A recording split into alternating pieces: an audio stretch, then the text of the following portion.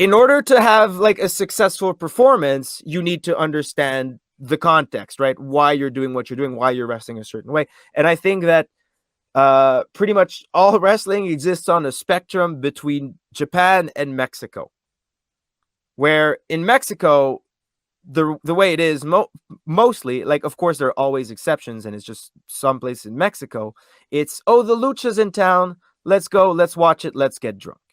And so they don't really care unless someone in a like brightly colored costume is doing a double backflip off the top rope.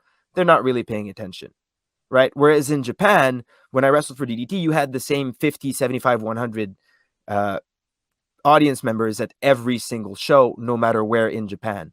So in Japan, if you did like little details, like if you try a move, like every match for a month, and then you finally hit it, the people really pay attention. They understand what you're doing because They catch on to that stuff. Yes. In Mexico, there is no chance they would have any idea what you're doing.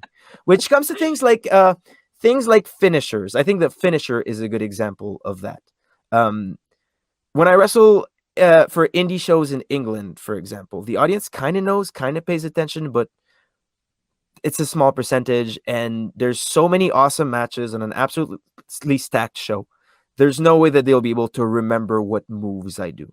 So if someone kicks out of my finisher, it honestly does not matter, because the next time I come to wrestle for, let's say, title in Leeds, they will have absolutely no memory of what the guy they saw a month ago's finisher is. They have jobs, they have lives, they're not paying attention to what my moves are. But in Japan, people are paying attention. People know, people remember. There are magazines covering it, and you're wrestling a lot more frequently, so it becomes a lot more easy for people to pay attention and keep track of the stories and the evolutions of the moves of the wrestlers. So I mean, understanding that is a big thing, is a big part of wrestling success. And it's like, there's a reason lucha is the way it is. There's a reason it's it's flashy. It's mostly, a lot of it's unrealistic, but that's fine, because it doesn't need to be realistic to be successful. It needs to be impressive, and it needs to be good lucha, and good lucha is what it is for a very specific reason.